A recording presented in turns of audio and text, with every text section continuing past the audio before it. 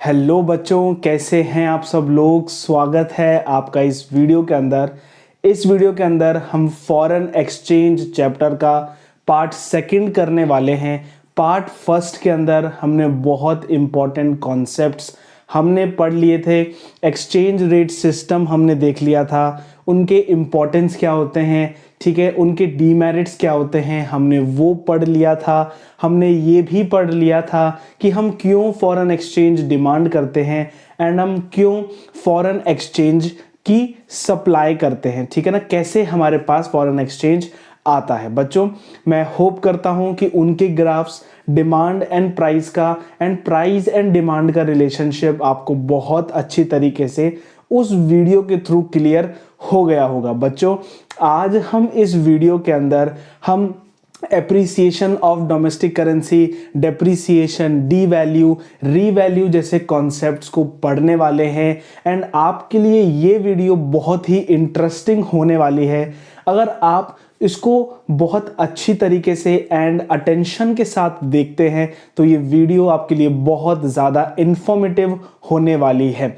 बच्चों, मैं जानता हूँ कि अभी है ना एग्ज़ाम्स का प्रेशर एंड पढ़ाई करने का प्रेशर, हर जगह से ट्यूशन्स है ना, मॉक पेपर्स बच्चे लगा रहे होंगे, PYQs बच्चे सॉल्व कर रहे होंगे, ठीक है ना। अभी थोड़ी नहीं लेकिन बहुत हद तक ठंड भी आ चुकी है। मुझे पता नहीं है आप कौन से स्टेट से देखते हैं, कमेंट करके ज़रूर बताना कि आप कौन से स्टेट से, ठीक है ना, कौन से डिस्ट्रिक्ट से या स्टेट से आप इस वीडियो को देख रहे हो, ठीक है। हर जगह ठंड थोड़ी सी पड़ना चालू हो गई है एंड अब क्या है, थोड़ा सा पढ़ाई करने में हो सकता है किसी को लेजीनेस फील होती हो, लेकिन बच्चों यही हमारा टाइम है जिसमें हमको लेजीनेस नहीं लेकिन एक्टिवनेस के साथ हमको पढ़ाई करनी है। बच्चों, अगर आप मुझसे पढ़ना चाहते हो, मेरी कोचिंग क्लासेस में एनरोल करना चाहते हो तो बच्चों आप मुझे कमेंट कर सकते हो इस वीडियो के नीचे या फिर व्हाट्सएप पे आप मुझे मैसेज कर सकते हैं। मेरा व्हाट्सएप नंबर है 6378342118। आपको चैनल के जो लिंक सेक्शन आता है और जो चैनल का बैनर आता है, ठीक है ना, उसके अंदर आपको मेरे नंबर मिल जाएंगे। आप मुझसे पर्सनली पढ़ सकते हैं, हर एक कॉन्सेप्ट्स को, हर एक डाउट्स को क्लियर कर सकते हैं, ठीक है बच्चों। तो जल्दी से हम इस वीडियो को स्टार्ट करते हैं।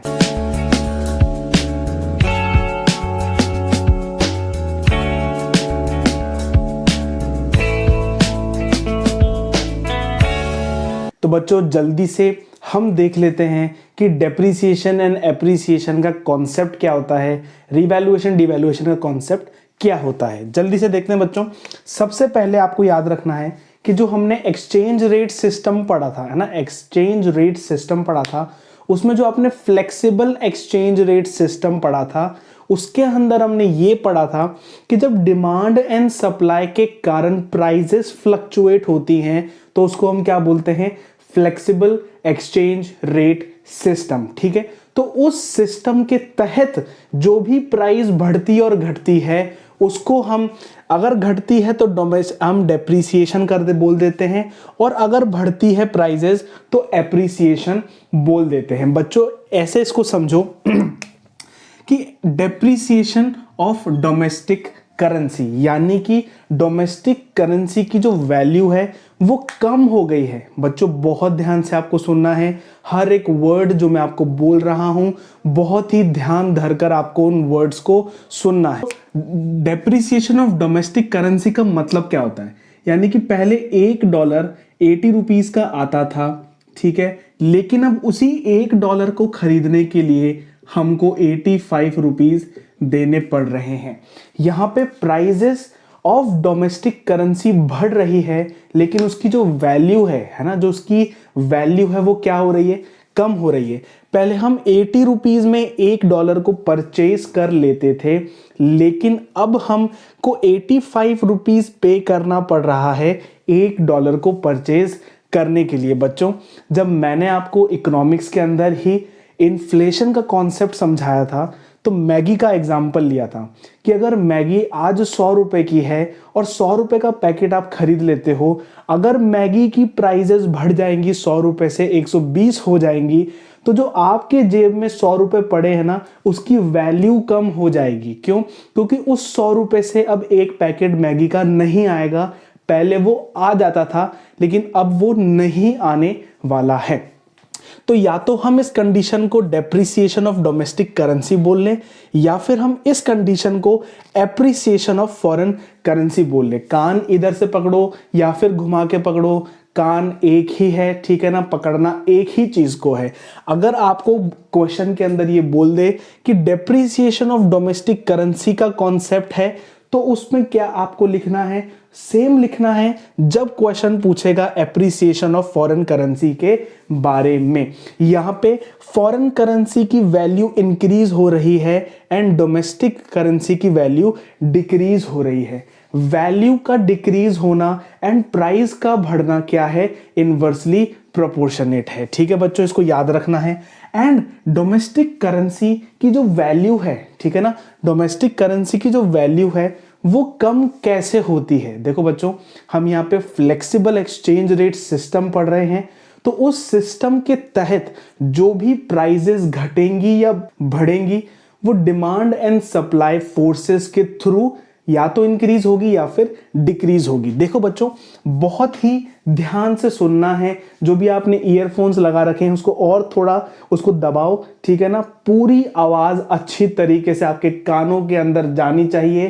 पेन को ऐसे खोलो बच्चों, ऐसे करके ऐसे खोलना है आपको पेन को, एंड कॉपी के अंदर आपको ये नोट्स लिख लेने हैं। देखो बच्चों, क्यों हमारी करेंसी की वैल्यू डिक्रीज होती है? सबसे पहले अगर डिमांड बढ़ जाएगी तो आपकी वैल्यू कम हो जाएगी। यानी कि अब हम डिमांड कर रहे हैं ज्यादा फॉरेन एक्सचेंज, हम बोल रहे हैं कि हमको फॉरेन एक्सचेंज दो, फॉरेन एक्सचेंज दो, फॉरेन एक्सचेंज दो। तो जो फॉरेन करेंसी है ना, फॉरेन करेंसी अब वो जलवे में आ जाएगी, है ना, वो एक ताड़ में आ जाएगी, प्राइड में आ जाएगी। अच्छा, तो ज्यादा डिमांड कर रहा है, मैं मेरी प्राइजेस को बढ़ा देती हूं, ठीक है। तो यहां पे क्या होगा, जैसे ही हम डॉलर को ज्यादा डिमांड करने लगेंगे तो डॉलर की प्राइजेस बढ़ जाएंगी, ठीक है।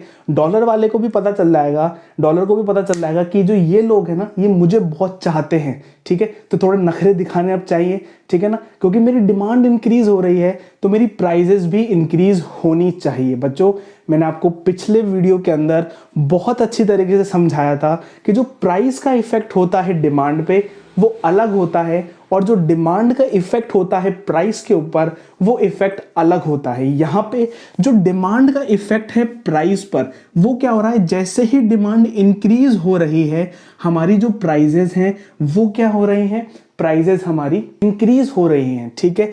जैसे ही डिमांड बढ़ रही है वैसे ही जो प्राइजेस हैं वो बढ़ रही है। मुझे बताओ कि एक मार्केट में बहुत अच्छी इनोवेशन आ गई, ठीक है ना, बहुत ही लोग उसको खरीद रहे हैं, ठीक है ना, बहुत सारा उसका डिमांड बहुत बढ़ गई है। जैसे ही उसकी डिमांड बढ़ जाएगी तो उसकी क्या हो जाएगी, प्राइजेस भी उसकी बढ़ जाएगी। बच्चों, एप्पल के प्रोडक्ट्स आप सब जानते हो, जैसे ही न्यू प्रोडक्ट लॉन्च होने लगता है डिमांड हाइप इतनी क्रिएट हो जाती है कि जो उसकी प्राइजेस होती हैं वो सीधा हाइट पे होती हैं, ठीक है ना, अपने टॉप लेवल पे हाइट्स उसकी प्राइजेस होती हैं, ठीक है बच्चों, due to increase in demand.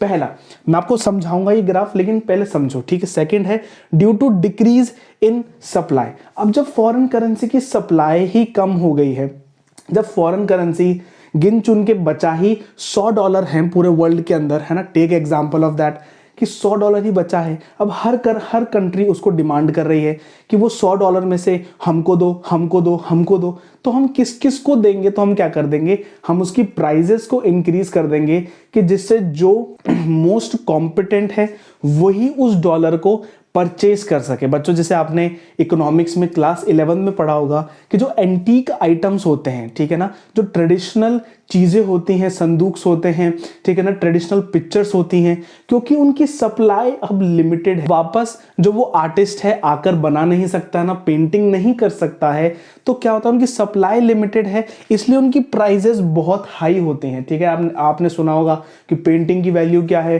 बोलो भाई 1 करोड़ रुपए पेंटिंग की वैल्यू है, 2 करोड़ रुपए में पेंटिंग बिक रही है, क्यों, क्योंकि उनकी सप्लाई शॉर्टेज है, ठीक है। बच्चों, हम क्या करते हैं, हम यहाँ पे XY प्लेन बना लेते हैं, नीचे लिख देते हैं demand and supply of foreign exchange and foreign exchange rate. ये हमने सप्लाई का कर्व बना दिया है जो कि ऐसे जाता है, एंड डिमांड का बना दिया जो कि डाउनवर्ड स्लोप है, ठीक है। अब यहाँ पे डिमांड इंक्रीज हो गई है, क्लास 11th में ही आपने पढ़ लिया था कि अगर डिमांड इंक्रीज होती है तो हम इस साइड जाते हैं, ठीक है। तो हम आराम से इस साइड जाएंगे, यहाँ पे इक्विलिब्रियम शिफ्ट हो जाएगा हायर लेवल पे, ठीक है। यहाँ पे क्या हो रहा है, हमारी प्राइजेस इंक्रीज हो रही है, लेकिन आपकी इंफॉर्मेशन के लिए मैं बता दूं कि यहाँ पे जो डोमेस्टिक करेंसी है उसकी वैल्यू कम हो रही है। बच्चों, इसका इम्प्लीकेशन हम पढ़ने वाले हैं, वो आपको बहुत ज़्यादा याद रखना है। डायग्राम तो आप जनरली आपको आता होगा, अगर नहीं आता है तो बहुत अच्छी तरीके से सुनना है। देखो बच्चों, यहाँ पर भी हम वही कर रहे हैं, एंड सप्लाई यहाँ पे क्योंकि डिक्रीज हो गई है, तो जब सप्लाई डिक्रीज होती है तो हम इस साइड आते हैं, ठीक है।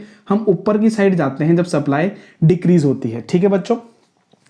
तो ये डिमांड का ग्राफ, ये सप्लाई का ग्राफ, सप्लाई ऊपर शिफ्ट हो गई है, डिमांड बिल्कुल सेम है, सप्लाई ऊपर हो गई तो इक्विलिब्रियम लेवल हाई पे चला जाएगा, प्राइजेस हाई पे चल जाएंगी। जब हमारी डोमेस्टिक करेंसी की जो वैल्यू है, जब वैल्यू कम हो गई है, ठीक है, यानी कि अब हमारा जो करेंसी है ना, अब हमको अगर डॉलर परचेस करना है, अगर हमको बाहर जाके खरीदी करनी है, तो वो हमारे लिए क्या हो जाएगी, वो महंगी हो जाएगी। क्यों? क्योंकि अब पहले 80 रुपीज़ में मैं डॉलर में $1 खरीद लेता था, लेकिन अब मुझे 85 रुपीज़ देने पड़ रहे हैं, यानी कि मुझे ज़्यादा पैसे देने पड़ रहे हैं वही सेम चीज़ खरीदने के लिए। तो यानी कि मैं जो बाहर से चीज़ें मंगाऊंगा, बहुत ध्यान से सुनना है बच्चों, अब मैं जो बाहर से चीज़ें इंडिया में मंगाऊंगा वो कम मंगाऊंगा। क्यों? क्योंकि मैं अब ज़्यादा पे कर रहा हूं। जैसे मैगी वाला एग्जांपल है, 100 से उसकी प्राइस 120 हो गई है, तो जब 100 से 120 हो गई तो आपकी जो डिमांड है ना मैगी की, वो कम हो जाएगी। हो सकता है आप अदर टाइप ऑफ नूडल्स पे शिफ्ट कर जाओ। तो जो इंपोर्ट्स है, हम बाहर से जो सामान घर में मंगा रहे हैं वो हम कम मंगाएंगे, यानी कि जो इंपोर्ट्स हैं वो हमारे कम हो जाएंगे। बच्चों, बहुत अच्छे तरीके से आपको समझ में आना चाहिए। अब क्योंकि हमारी जो वैल्यू है, हमारी वैल्यू सस्ती है, तो जो बाहर से अब हमारे से परचेज कर रहा है उसको हम बहुत सस्ते लग रहे हैं। उसको लग रहा है कि अच्छा यार, पिछले साल में यहाँ पे आया था, मैंने एक बर्गर यहाँ पे 100 रुपये में खा लिया था, लेकिन इस साल मैं यहाँ पे आ रहा हूँ तो ये बर्गर 50 का ही है, ठीक है, ये बर्गर तो 50 का ही है। तो वो क्या करेगा, वो ज़्यादा डिमांड करेगा, ज़्यादा इंडिया से माल मंगाएगा, और जैसे ही ज़्यादा इंडिया से माल मंगाएगा तो क्या होगा, हमारा एक्सपोर्ट्स इंक्रीज हो जाएगा। बच्चों, ये इम्प्लीकेशन है, ये इम्पैक्ट है। इम्पैक्ट बहुत अच्छी तरीके से याद रखना है। सेकंड होता है एप्रिसिएशन ऑफ डोमेस्टिक करेंसी, यानी कि $1 पहले 80 रुपए का था, लेकिन अब $1 की वैल्यू हो गई है 70 रुपीज़, यानी कि हमारी डोमेस्टिक करेंसी की जो वैल्यू है, डोमेस्टिक करेंसी की जो वैल्यू है वो इंक्रीज हो गई है, एंड जो उसकी प्राइसेस है वो क्या हो गई हैं, डिक्रीज हो गई हैं, या फिर एप्रिसिएशन बोल दो या फिर डेप्रिसिएशन ऑफ फॉरेन करेंसी बोल दो। बच्चों, अब ये क्यों होती है, ये इसलिए होती है क्योंकि जो डिमांड है वो कम होती है। जैसे ही डिमांड कम हो जाएगी, प्राइजेस अपने आप कम हो जाएगी, एंड बोलते हैं ना कि डिमांड कम है और सप्लाई ज़्यादा है तो सप्लाई को हम कम कर देंगे, ठीक है ना। हमने एडीएस चैप्टर में हमने ये पढ़ रखा है। तो अगर जैसे ही डिमांड कम होगी, प्राइजेस उसकी कम हो जाएगी, एंड वो अगेन इक्विलिब्रियम में यहाँ पे आ जाएगा, ठीक है। डिमांड यहाँ पे कम हो गई है, एंड यहाँ पे सप्लाई जो है वो इंक्रीज हो गई है। इंक्रीज के लिए इधर जाते हैं, डिक्रीज के लिए इधर जाते हैं, इसमें इंक्रीज के लिए इधर जाते हैं एंड डिक्रीज के लिए हम इधर जाते हैं, ठीक है बच्चों। अब देखो, इसमें बहुत ही इंपॉर्टेंट चीज आपको याद रखनी है। देखो क्या हो रहा है कि अब जब हम बाहर से माल मंगा रहे हैं, जब हमको बाहर से माल चाहिए, अब हमको यूएसए से माल मंगाना है, अब हमारे लिए क्या हो गया, जैसे ही हमारी वैल्यू बढ़ गई करेंसी की, हमको डॉलर कम लगने लग गया। हमको लगने लगा अच्छा, पिछले साल तो मैंने 100 रुपए में ये बर्गर मंगाया था वहां से यूएसए से, लेकिन इस साल तो मैं 80 रुपए में मंगा पा रहा हूं, ठीक है। तो मैं क्या करूंगा, मैं ज्यादा आइटम्स बाहर से मंगाऊंगा। जैसे ही मैं ज्यादा आइटम बाहर से मंगाऊंगा, यानी कि क्या हो गया बच्चों, हमारे जो इंपोर्ट्स हैं वो इंक्रीज हो जाएंगे, एंड अब बाहर वाला व्यक्ति जब इंडिया को देखेगा, बाहर वाले व्यक्ति को लगेगा कि अच्छा यार, इंडिया में तो महंगाई बढ़ गई है। पिछले साल में आया था तो एक शर्ट मुझे 1000 रुपए का मिल रहा था, लेकिन इस साल में आया हूं तो वही शर्ट मुझे 1500 रुपए में मिल रहा है। क्यों? क्योंकि हमारी जो वैल्यू है वो एप्रिशिएट हो गई है और फॉरेन करेंसी डेप्रिशिएट हो गई है। तो अब क्या होगा, वो जो फॉरेनर है वो इंडिया से शॉपिंग नहीं करेगा, यानी कि हमारे एक्सपोर्ट्स कम हो जाएंगे। अब आगे हम बैलेंस ऑफ पेमेंट पढ़ेंगे, उसमें भी हम पढ़ेंगे कि जैसे ही हमारे एक्सपोर्ट्स कम हो जाते हैं ना, तो जो गवर्नमेंट है वो डीवैल्यू कर देती है करेंसी को। हम देखेंगे डीवैल्यू का मतलब क्या होता है। अभी के लिए समझो कि गवर्नमेंट यूज करती है इन फैक्टर्स को, इंटरवीन करती है एंड कुछ ना कुछ चेंज करने की कोशिश करती है। बच्चों नेक्स्ट स्लाइड के ऊपर हम देख रहे होंगे डीवैल्यू एंड रीवैल्यू का कॉन्सेप्ट। तो बच्चों जल्दी से हम नेक्स्ट स्लाइड पर जंप करते हैं। डीवैल्यूएशन एंड रीवैल्यूएशन का मतलब क्या होता है बच्चों? अब क्या होता है, डीवैल्यू यानी कि हम हमारी करेंसी को डीवैल्यू करते हैं। हम हमारी करेंसी को बोलते हैं कि ठीक है थोड़ा सा नीचे आ जाओ यार, थोड़ा सा नीचे आ जाओ, ठीक है, हम खुद चला के उसको नीचे लेकर आते हैं। अब बच्चों मुझे कमेंट करके जरूर बताओ कि जब हम हमारी करेंसी को नीचे ले आते हैं तो वो कौन सा एक्सचेंज रेट सिस्टम होता है? वो होता है फिक्स्ड एक्सचेंज रेट सिस्टम। ठीक है बच्चों, फर्स्ट से आप उसको याद कर सकते हो।